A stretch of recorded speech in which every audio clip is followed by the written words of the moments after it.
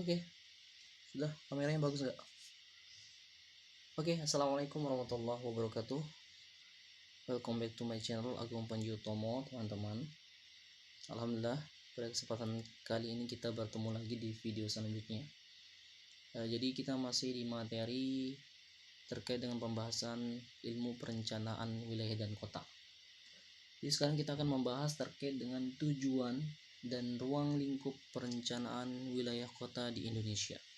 Jadi kita teman-teman sama-sama saling belajar ya, dan juga saya mencoba mengulang lagi materi yang memang dulu pernah saya dapatkan di waktu kuliah.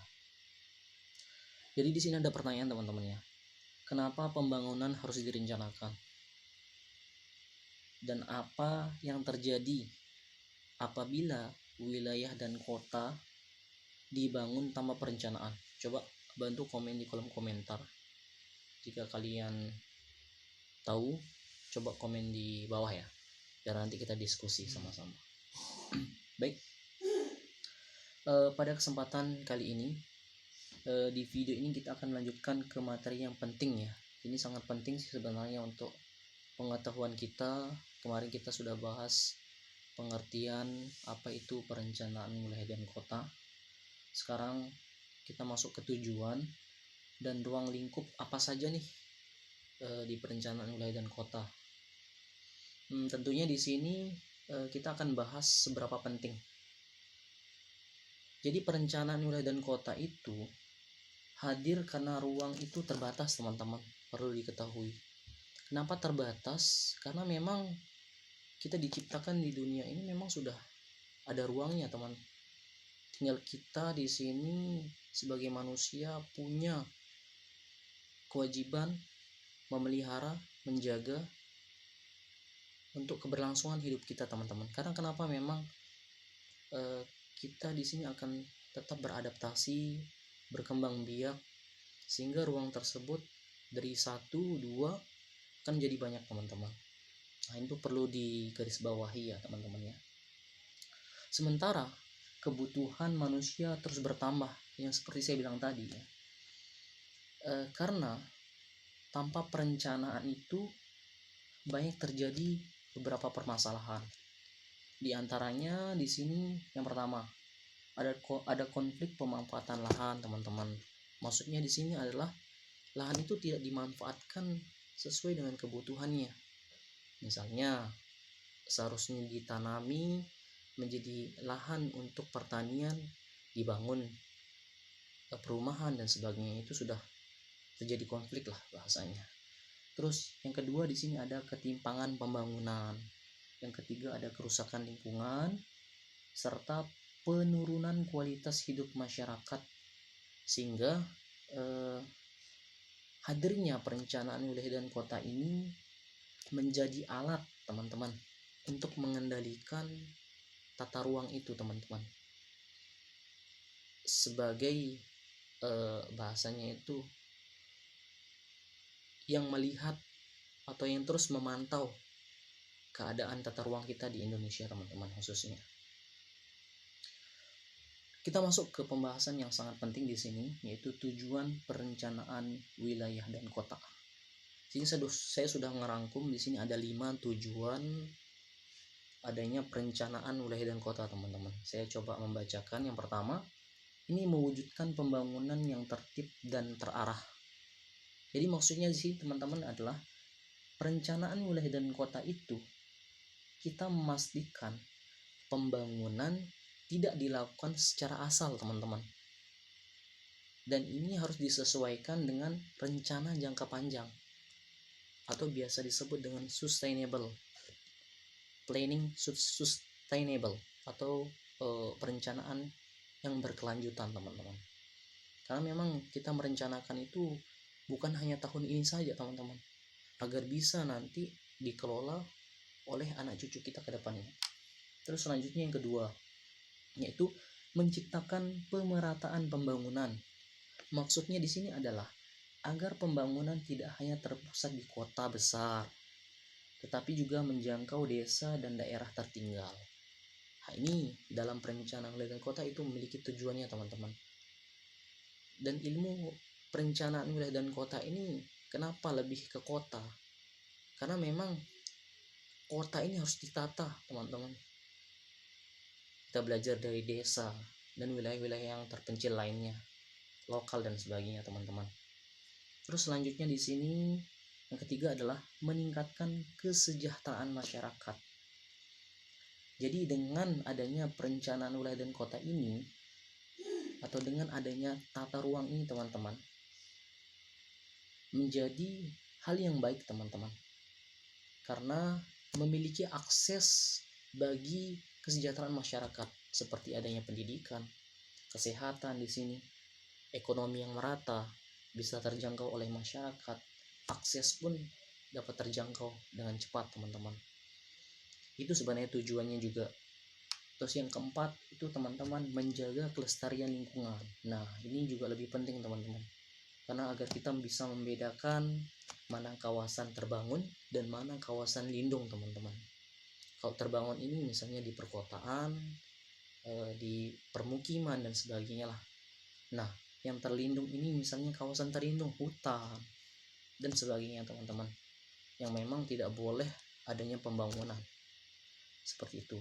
Dan yang terakhir di sini ada mengurangi risiko bencana. Nah, ini memang yang sering diwanti-wanti oleh ahli dari perencanaan wilayah dan kota, dan juga termasuk masyarakat sih pada umumnya, karena memang di perencanaan wilayah dan kota itu sudah diatur, teman-teman, zona mana, zona yang dalam artian mengakibatkan banjir, mengakibatkan longsor, atau mungkin gejala-gejala alam yang tidak bisa kita prediksi, teman-teman, sehingga bisa dianalisis nanti dari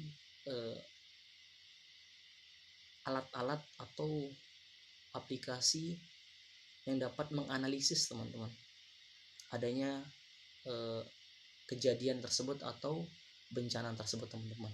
Jadi kita juga bisa memprediksi, teman-teman. Itu tujuannya. Selanjutnya di sini, teman-teman, saya kira kalian juga di sini agak paham ya. Kita sama-sama coba diskusi nanti di kolom komentar. Terus di sini ada contoh tujuan. Ini contohnya, teman-teman, saya coba jabarkan tadi. Saya coba juga orek-orek di sini. Di Indonesia, tujuan PWK bisa kita lihat pada penataan kawasan bantaran sungai atau sempadan sungai, teman-teman. Terus pengembangan kota satelit di sekitar Jakarta itu sudah ada memang diterapkan.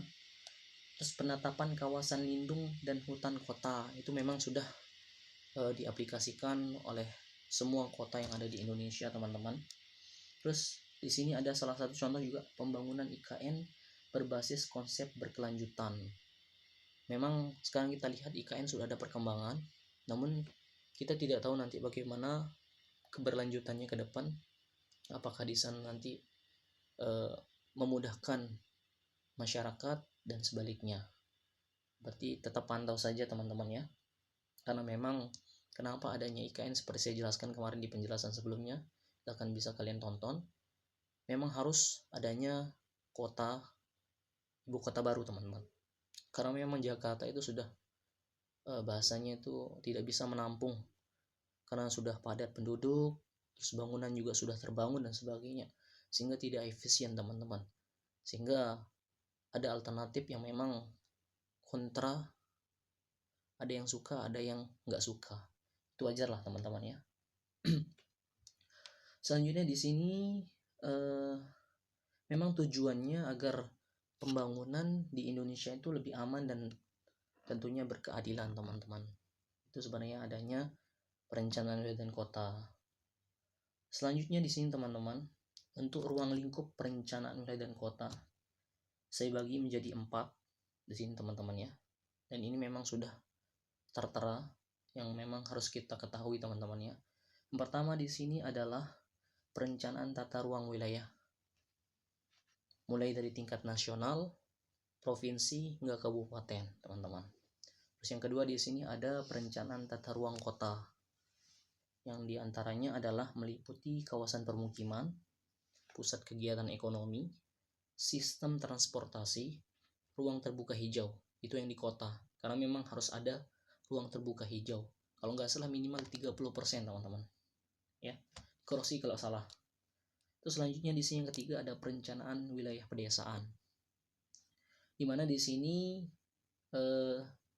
ruang lingkupnya adalah untuk mengembangkan potensi desa tanpa menghilangkan kearifan lokal. Misalnya ada pariwisata di sana, ada kebudayaan-kebudayaan yang memang kental dan sebagainya, adat istiadat.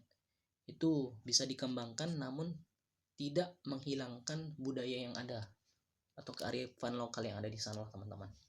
Terus selanjutnya di sini ada perencanaan kawasan strategis, di antaranya seperti kawasan industri, kawasan pariwisata, dan kawasan perbatasan, teman-teman.